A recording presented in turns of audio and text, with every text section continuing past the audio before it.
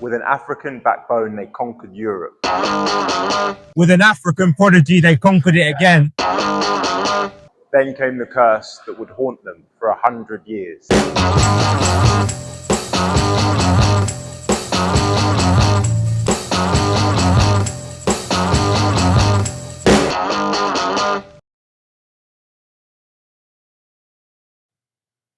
But first, some important historical context.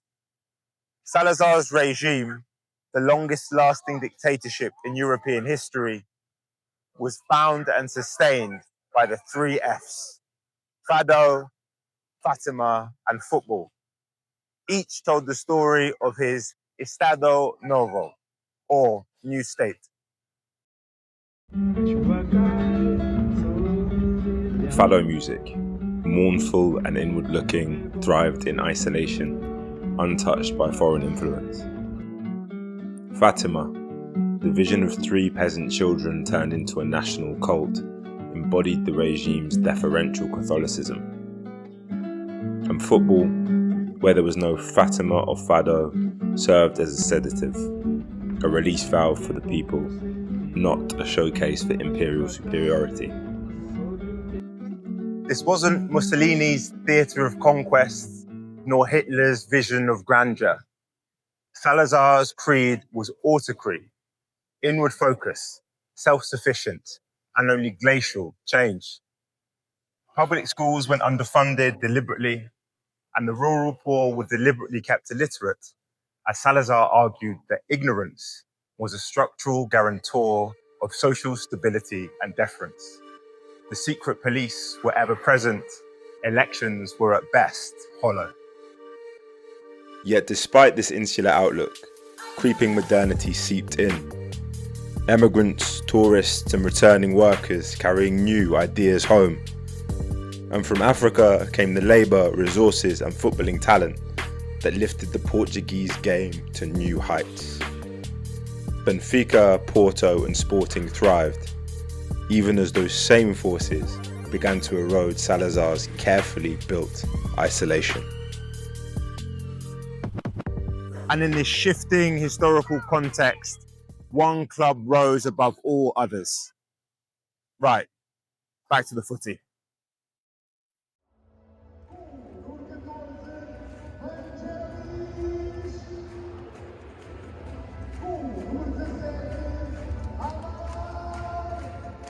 Benfica emerged as Portugal's most popular and best resourced club under President Mauricio Vieira de Brito, a wealthy coffee planter with ambition to match.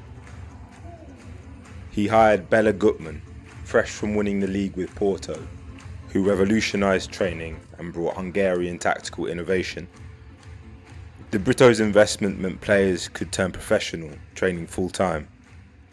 And crucially, African talent became central. From the early 1950s, players had arrived from Angola, Mozambique, and across the empire. Miguel Arcanjo went to Porto, Matateo to Belenenses, Hilario to Sporting. But Benfica built a steady, transformative pipeline.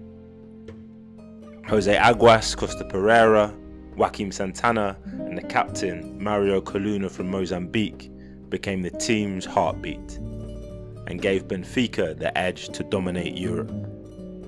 And by 1961, all of the pieces were in place for Benfica to challenge Europe's best. In 1961, Benfica's European adventure peaked. Averaging nearly 3 goals a game, they reached the final in Bern against Barcelona. From 1-0 down, Águas equalised.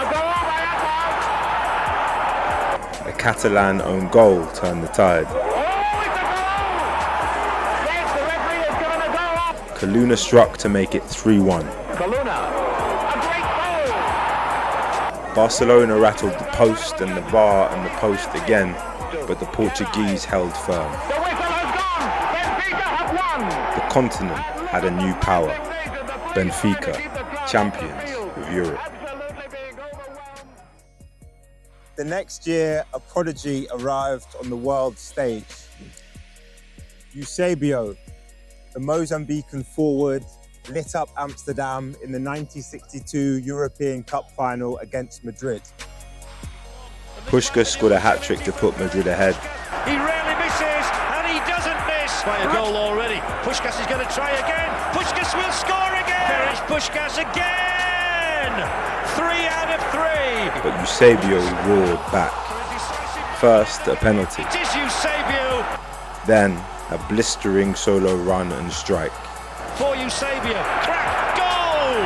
Number 5. 2 for Eusebio in 3 minutes. And Benfica are running away. Benfica 5, Real Madrid 3, a dethroning of the old guard.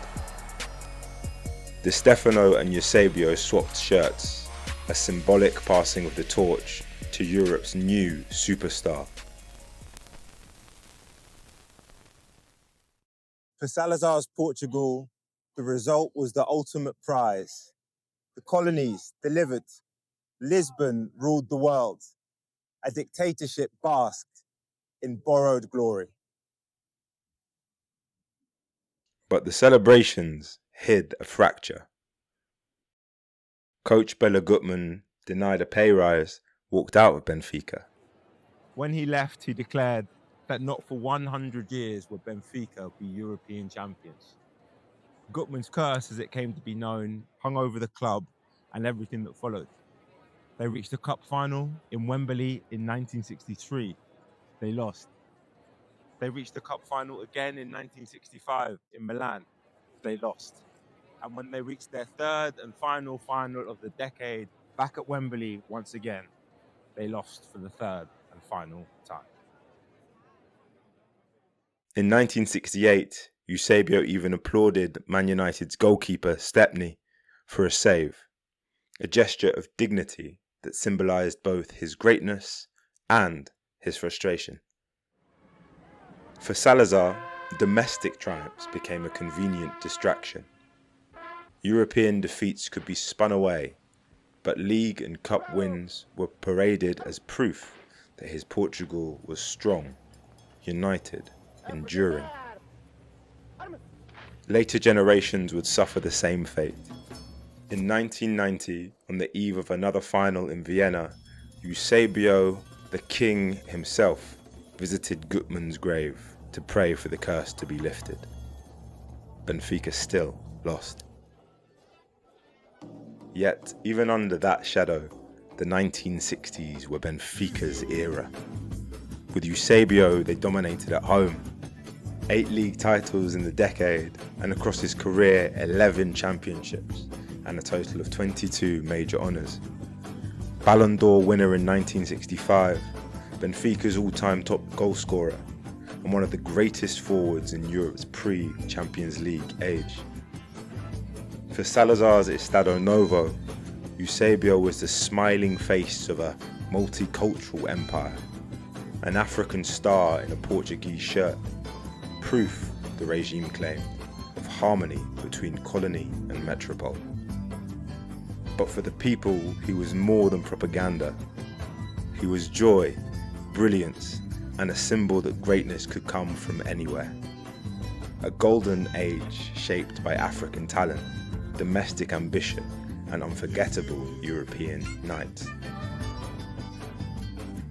Sporting added their own European success in winning the 1964 Cup Winners' Cup, proof of a rising national standard. Together, Benfica and Sporting supplied the backbone of Portugal's 1966 World Cup squad, a team that came within touching distance of glory. Something we'll explore in the next episode. See you then. Bye-bye.